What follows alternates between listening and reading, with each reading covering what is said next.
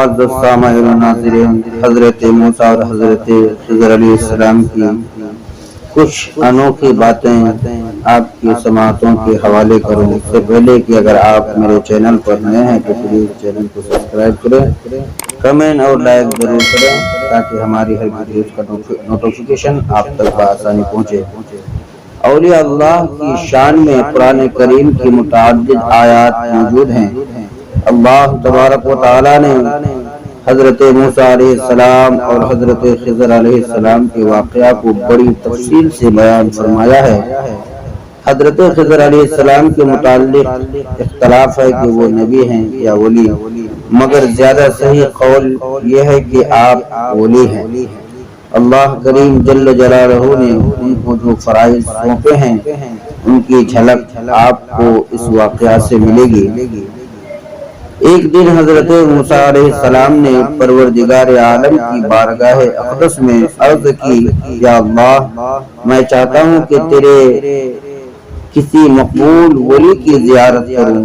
اللہ تبارک و تعالی نے فرمایا، میرا بندہ تمہیں اس جگہ ملے گا جہاں دو سمندر اکٹھے ہوتے ہیں۔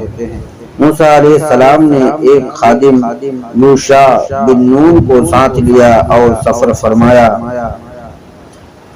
اللہ کے ولی کو ملنے جا رہے ہیں۔ بات یہ ہے کہ نبی کا ہر فعل امت کی تعلیم کے لیے ہوا کرتا ہے۔ معلوم ہوا کہ ولی اللہ کی زیارت کے لیے سفر کرنا حضرت کلیم اللہ علیہ السلام کی سنت ہے۔ آپ چلتے چلتے وہاں پہنچ گئے جہاں پانی کے دو دہانے تھے۔ ایک پتھر کے قریب سو گئے۔ کھانے کے لیے مچھلی ساتھ لائے تھے جو ایک تھیلے میں بند تھی اور یوشع بن نون نے اسے اٹھا کر رکھا تھا۔ علامت یہ تھی کہ جس جگہ وہ مچھلی زندہ ہو جائے گی وہاں میرے مقبول بندے کی ملاقات ہوگی۔ موسیٰ علیہ السلام آرام فرما رہے تھے اور یوشع بن نون نے دیکھا کہ وہ مچھلی تڑپی اور تھیلے سے باہر آ کر دریا میں چھلانگ لگا گئی، مگر عجیب صورت تھی کہ جس جگہ سے گزرتی گئی وہاں پانی نہیں ملتا تھا اور پانی میں ایک غار سی بن کر رہ گئی۔ حضرت یوشع بن نون حیران ہو گئے، سوچا کہ کلیم اللہ بیدار ہوں گے تو یہ واقعہ عرض کر دوں گا، مگر صبح ہوئی تو یوشع بھول گئے اور پھر آگے سفر شروع فرما دیا۔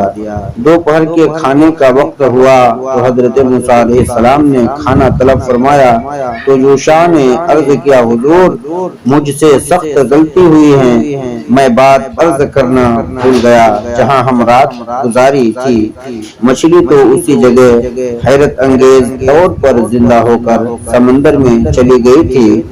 موسیٰ علیہ السلام نے فرمایا، وہی تو ہماری منزل تھی، چلو واپس چلیں۔